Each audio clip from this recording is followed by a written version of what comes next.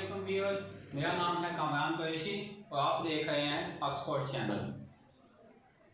Topic पे जाने से पहले मेरी आपसे गुजारिश है कि अगर आपने मेरा चैनल सब्सक्राइब नहीं किया तो आप सब्सक्राइब करें और बेल आइकन के बटन को लाजमी दबाना है आपने। आज का हमारा टॉपिक है फिज़िक्स का इंट्रोडक्शन ऑफ फिज़िक्स।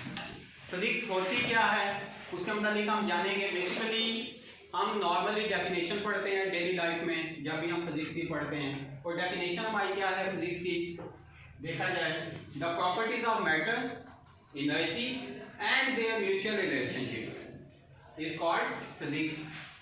यानी कि मादा की खसूसियात, मैटर की जो प्रॉपर्टीज हैं और एनर्जी का आपस में जो बाहमी ताल्लुक बनता है उसे हम कहते हैं फिजिक्स। तो सबसे पहले हम देखेंगे कि फिजिक्स को जानने के लिए क्या है कि जो चीज़ें इसमें बताई गई हैं प्रॉपर्टीज ऑफ मैटर, एनर्जी और इनका आपस में जो रिलेशन है वो ऐसा है भी है कि नहीं। सबसे पहले उसके लिए हम मैटर की डेफिनेशन को देखेंगे। Anything that has mass and occupy space, हर वो चीज़ जो वजन रखती है और जगह घेरती है उसे हम क्या कहते हैं, मैटर। और दुनिया में ऐसी कोई चीज़ नहीं है जो मैटर ना हो, ठीक है। फॉर एग्जाम्पल पेंसिल है, पेंसिल या फिर हम ये बोर्ड मार्कर लेते हैं, ठीक है। अब बोर्ड मार्कर का अपना कुछ ना कुछ ये, क्योंकि इसका वॉल्यूम है, इसकी लेंथ भी है, विड्थ भी है और हाइट भी है, ठीक है। और तो मार्कर की मैं आपको एग्जांपल दी है कि मार्कर क्या है, मैटर है, ठीक है। इसी तरह से टेबल जो स्पेस भी है उसकी कुछ ना कुछ वो जगह भी लेगा और उसका उतना कुछ ना कुछ मैस भी होगा, वजन भी वो रखेगा, तो उसे हम क्या कहते हैं कि वो क्या है, मैटर है। अब प्रॉपर्टीज ऑफ मैटर पे हम आते हैं। प्रॉपर्टीज ऑफ मैटर क्या है? एक जगह पे स्टूडेंट्स कंफ्यूज हो जाते हैं, प्रॉपर्टीज आ जाए या टाइप्स आ जाए, इट्स सेम मीनिंग है उसका, या प्रॉपर्टीज हो या टाइप्स हो। प्रॉपर्टीज ऑफ मैटर जो है solid, liquid and gas and four होती है प्लाज्मा। डेली लाइफ में ये हम बहुत ज़्यादा यूज करते हैं इसका। अब सॉलिड क्या, do have specific shape and volume, क्योंकि आगे फर्दर जिस वक्त हम चैप्टर पढ़ेंगे प्रॉपर्टीज ऑफ मैटर का तो उसमें हम फिर डिटेल में जाएंगे, अभी जस्ट इंट्रोडक्शन दे रहा हूँ इसमें।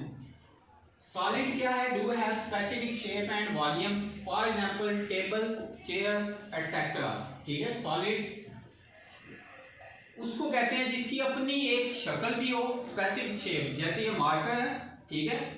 इसको देखते ही पता लग जाएगा कि हम कोई भी हमसे पूछेंगे इसे क्या कहते हैं तो वो बताएगा कि जी ये बोर्ड मार्कर है, ये मार्कर है, ठीक है, क्योंकि इसकी शेप देखते हुए। और फिर इसका कुछ ना कुछ वॉल्यूम भी अपना है, लेंथ भी है, इसकी विड्थ भी है, हाइट भी। तो इट्स मीन कि जिसकी प्रॉपर एक शेप दी हुई है, प्रॉपर एक शक्ल दी हुई है, ठीक है, उसका अपना एक प्रॉपर वॉल्यूम है, तो उसे हम क्या कहेंगे कि वो क्या है, सॉलिड है। और सॉलिड के जो मॉलिक्यूल्स होते हैं वो आपस में क्लोज होते हैं, उसमें जो अट्रैक्शन ऑफ फोर्स होती है वो स्ट्रांग होती है सॉलिड में, ठीक है, उसे हम सॉलिड कहते हैं। अब लिक्विड पे आते हैं हम।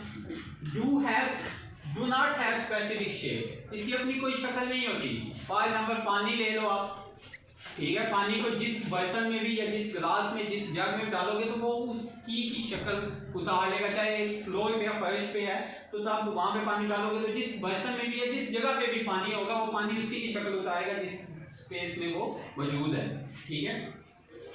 तो H2O पानी उसकी एग्जांपल है, लेकिन पानी का वॉल्यूम होता है, पानी जगह लेता है, ठीक है, पानी का कुछ ना कुछ वॉल्यूम होगा, जितना जिस हिसाब से भी हम नहीं, अगर हमने फर्श के ऊपर पानी डाला है तो वो उतनी जगह ले लेगा जिसको हम कह सकते हैं कि वो उसका वॉल्यूम है, मौजूद है, लेकिन उसकी अपनी कोई शेप नहीं है। लिहाजा जो लिक्विड के जो मॉलिक्यूल्स के दरमियान अट्रैक्शन ऑफ फोर्स होती है वो वीकर होती है देन सॉलिड की निस्बत, ठीक है। नेक्स्ट है हमारा gas. Do not have specific shape and volume, यानी कि इसकी अपनी कोई शेप और वॉल्यूम नहीं है। इसको सिलेंडर का अपना वॉल्यूम होगा, सिलेंडर की अपनी शेप होगी, लेकिन गैस की उसमें शेप नहीं होगी। वो जिस बर्तन में भी या जिस जगह पे भी वो मौजूद होगी वो उसी का रूप आएगा, उसी का ही वो वॉल्यूम होगा। और इसका जो मॉलिक्यूल्स के दरमियान अट्रैक्शन ऑफ फोर्स होती है वो बहुत ज़्यादा वीक होती है, कमज़ोर होती है, जिसकी वजह से मॉलिक्यूल्स एक दूसरे से दूर होते हैं और आज़ाद होते हैं, फ्री एनवायरनमेंट में होते हैं, ठीक है। For example carbon dioxide gas हम ले लेते हैं, ठीक है, CO2। अब फिजिक्स के इंट्रोडक्शन के लिए हमने मैटर भी पढ़ा, प्रॉपर्टीज ऑफ मैटर भी हमने पढ़ लिया, ठीक है। लास्ट पे है energy, the ability to do work, काम करने की सलाहियत को एनर्जी कहते हैं। हम काम कब कर सकते हैं या हमारी बॉडी कब काम करने के काबिल होती है, जब हमारे अंदर एनर्जी मौजूद है, ठीक है, तब हम काम कर सकते हैं। तो जिसके लिए हमने फिजिक्स का इंट्रोडक्शन दिया है टोटली, वो दिया है बेसिकली इस म्यूचुअल रिलेशनशिप के ऊपर कि आया कि जिस वक्त प्रॉपर्टीज ऑफ मैटर और एनर्जी का आपस में ताल्लुक बनता है तो वो कैसे बनता है, फिर उसे हम फिजिक्स कहते हैं। प्रॉपर्टीज ऑफ मैटर और एनर्जी का आपस में ताल्लुक, अब फॉर एग्जांपल एक फैन है, अब फैन क्या है, सॉलिड है, लेकिन वो चलता किससे है, इलेक्ट्रिकल एनर्जी से। जब उसे इलेक्ट्रिकल एनर्जी दी जाती है तो फैन चलना स्टार्ट हो जाता है। अब फैन सॉलिड है, ठीक है, फैन अगर हम लेते हैं तो वो सॉलिड है, लेकिन एनर्जी उसमें कौन सी यूटिलाइज हो रही है, इलेक्ट्रिकल एनर्जी। तो हम कह सकते हैं कि जो सॉलिड है वो मैटर की प्रॉपर्टी है, लेकिन क्या है, फैन है। अब फैन किससे चलता है, इलेक्ट्रिकल एनर्जी से। तो एनर्जी का और प्रॉपर्टीज ऑफ मैटर का आपस में म्यूचुअल रिलेशनशिप बन गया, ठीक है, बाहमी ताल्लुक उसका बन गया, जिसे हम कह सकते हैं कि उसे हम फिजिक्स कहते हैं। तो ये था हमारा इंट्रोडक्शन ऑफ फिजिक्स। अगर हम एक और एग्जांपल भी ले रहे हैं, हम लिक्विड फॉर्म में जनरेटर चलता है, जनरेटर सॉलिड है, मैटर की प्रॉपर्टी है, उसमें जो लिक्विड आएगा वो भी प्रॉपर्टी ऑफ मैटर है, और वो किस फॉर्म में हो सकती है, पेट्रोल।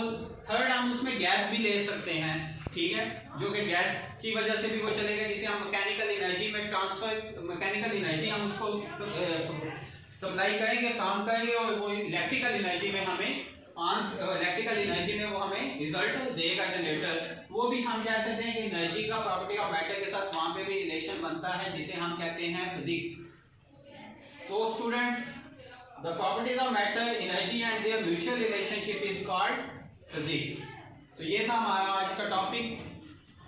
तो इंशाल्लाह नेक्स्ट वीडियो के साथ मिलते हैं दोबारा। अल्लाह हाफ़िज़।